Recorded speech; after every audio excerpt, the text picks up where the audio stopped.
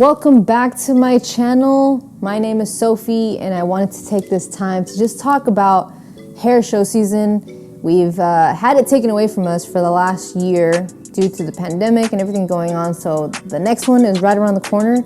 So I kind of just wanted to just have a conversation, and I'm going to give you my 5 top reasons why you should attend them, because there's just so many things that you can benefit from them. It was a great way for me to really push my career in a different direction of just simply attending shows, meeting people, getting to know what's out there. Now, I wrote this on my phone. Just wanted to make sure that I didn't forget anything, because it's an important part of our career to stay involved and connected as we would like these opportunities. We want to grow. We want to become ambassadors for different teams. So I think this is very important information that whether you're new or old in the game of barbering, there's always more room for growth. So one of the first and obvious reasons is networking. This is where you get to meet people in your area, meet people that are coming in from different states, different countries, all under one roof. Sometimes it's pretty difficult when you work in a shop. For example, in my situation, it was the first barbershop that I was at, and sadly, the only thing I was exposed to, and this is me not knowing, I was unaware, I didn't know what else was out there, is that I only was exposed to what was going on in the shop. I didn't learn about other brands, I didn't learn about new tools, I didn't even get to talk to other barbers outside of that space. So for 2 years, I didn't know anything outside of just what was in front of me. So I go to this show, and then I started going to more shows. Instagram was just getting big, especially for barbers around 2012, 2013.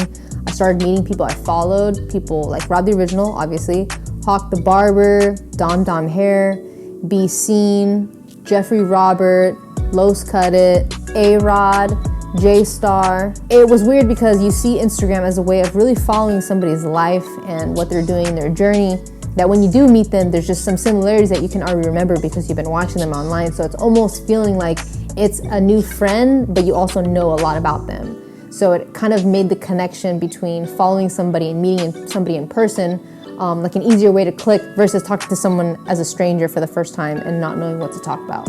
There's also something that I remember when I was younger, and they said it's all about who you know, not what you know. And as much as what you know will take you to a certain place, I didn't actually learn this till I got into business, but who you know is going to get you a lot further than what you know. So building those relationships, having good, positive impressions on people definitely do go a long way, and this is where I'm gonna tie in how I got into Babeless. Rob the Original might have had a say on recommending me in when they were first building their barbering team. When people are building teams, they often are like, hey, is there anybody that stands out to you that you think would be a good fit? And at the time, Rob the Original was the only barber on the team. This was before the barbering team was created. And he said, hey, I just met this girl in Long Beach. She was super cool, super chill. Check her out, she has a good page. That could be all that they needed for them to spark an interest in their heads and go into my page to look even further. From there, they go to my page. I have enough social proof to prove that I'm worth collaborating with. And who knows from there what else added to that equation. But I was able to get a call. I was able to talk to them over the phone, and they gave me a chance. But in other cases, with other members on our team, and I always love to ask questions because it's just interesting to me how these things come about. Sometimes we've had members get on the team because they showed up at a barber battle and they were competing and they stood out. Sometimes all it takes is for you to be there in a room at the right time in the right place. That's why I always love going to shows, because you just never know how connected people are. And so networking is huge for us because it leads to a lot of cool collaborations and opportunities for your future. Number 2, learning new techniques. As much as we are learning at home on Instagram, on YouTube, seeing people that we work with do different techniques, it's something different when you actually go to a show and you get to watch a variety of really good educators do different things to get the same result. I've been cutting, I have my own personal techniques that I like using. It's worked for me for years, so that's something I use. But anytime I go to a show, I still pick things up from Patty Cuts. I still pick things up from Los Cut It. I still pick things up from Hawk the Barber. And I pull just bits and things that they use that I'm like, oh, I never tried that. And I'm able to grab those things and apply it to myself, try it out, see if I like it. And if I do, it comes back with me permanently, and then I can use it for my clients. Number 3 is haircutting tools. If I didn't go to shows, I've only would have thought Wall and Andis were the only companies out there. Especially at the time that I started, Babyliss didn't have a strong hand on the clipper division yet. Now beyond just clipper tools, once I started going to shows, I saw products on hair color, products on hair care, products on hairstyling. Like there's just so many more avenues of things that you get to see and people showcasing for you to see how it works right then and there. Not only that, fast forward now to being an educator, I also love to watch how people explain things. Being able to be on stage and have conversations with people, whether you work with them a lot or a little, you have to learn how to conversate on the fly, on different topics, how to segue with each other. Like it's a whole nother obstacle in itself while you're still trying to cut hair and make it interesting for people. So what I do enjoy is sitting in on other educators and just hearing how they talk, because sometimes I'm able to pull some of those ideas for myself too. Like there's people that I know that are really good at referencing real life events into the way that they cut hair, and it makes it really memorable. Number 4 is inspiration. When I first started attending the smaller shows, I was going in for techniques. I think that's just what we think. When we attend a show, we're trying to get something out of it. Usually it's how to do something, right? And then something different happened with one of the shows that I went to. I went in for techniques, but what I walked away with was inspiration because of somebody's story, is how they took this and made that. It triggers you differently depending on what topic it was. And for me at the time, it was branching out of being a $12 barber to a $25 barber. I remember listening to this story and he was talking about how the shop price was this price, but he managed to create these packages and charge more for services. And at the time, because I wasn't exposed to more yet, hearing that part of his story, it literally changed the way I looked at barbering. I was like, wait, so you're telling me I can package things and do a service versus like an a la carte kind of hair menu where it's like a basic haircut here. If I add a part, it's gonna be this much more. Now if I add an edge up, it's gonna be this much more. Now if I add facial hair, it's gonna be this much more. To just learning how to charge for a service package, charge for a time slot. And of course, there's 2 different ways of going about it. One way is not right over another. It just depends on the person and where you work.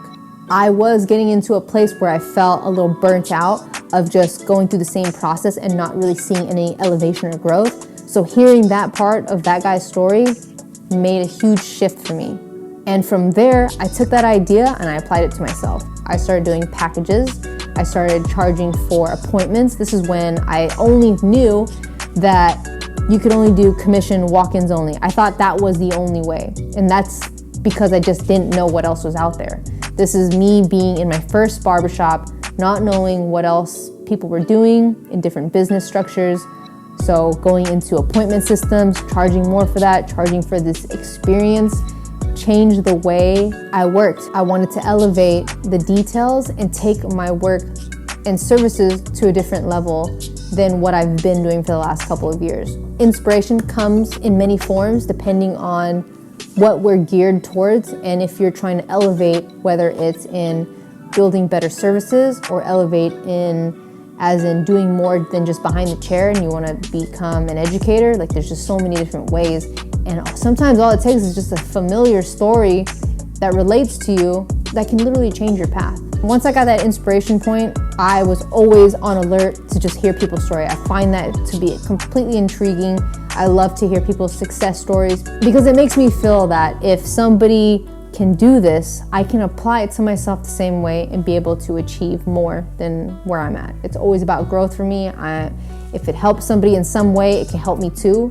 Last but not least is number 5. 5 for me was huge, is getting involved with the brand. Say you follow all those steps and now you're working with a brand, you're getting on these stages, you get to meet all these people, you get to network everywhere you go, you're representing a company and yourself. Now, because I was on these big stages with Babyliss, it led to more things. It got me involved with Pivot Point. I don't talk about this much, but if you are within the last 3 years and you're learning from Pivot Point education, I was actually involved in helping creating the education book for Pivot Point Barbering. It was a complete full circle experience for me because I get to be part of somebody's beginning journey. I get to be a part of explaining how to go from point A to point B at an early stage that for some may have never cut before, like myself. I didn't actually cut hair until I got into school. No prior experience before that. So to be part of that moment for someone, it means a lot to me. When Pivot Point approached me, it was actually at a hair show in New York. It was Barbering.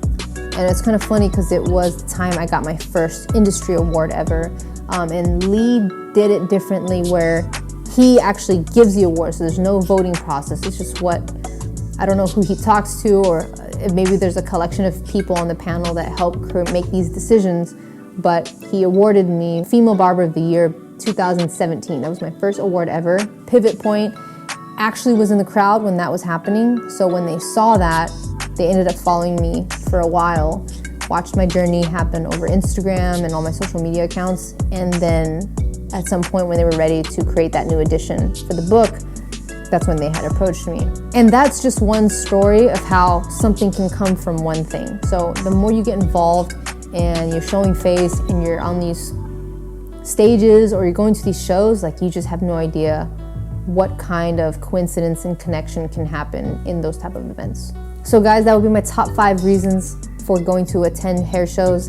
It's helped my life tremendously, my career. For many of you that are watching this, that you guys attend the shows and take advantage of them as well, because the opportunities are there. You just have to look for it. You just have to tune into it and make those connections. And trust me guys, like I'm shy, I'm an introvert. If I could do this, I'm pretty sure many of you can. Yeah, so I hope you guys enjoyed this video. Again, if you enjoyed and found value in this, I would appreciate hitting that subscribe button. Leave a comment if you felt like any part of this video really resonated with you. And I hope you guys book some tickets for some upcoming shows. I know there's a couple good ones coming up. CT Barber Expo is the next one on my list. BarberCon. Those are going to be your 2 most highlighted big barbering shows out here in the USA. Definitely try to go to those. They are definitely more barber focused than any other of the US shows out here. So yeah, thank you guys for watching and I will see you guys next time.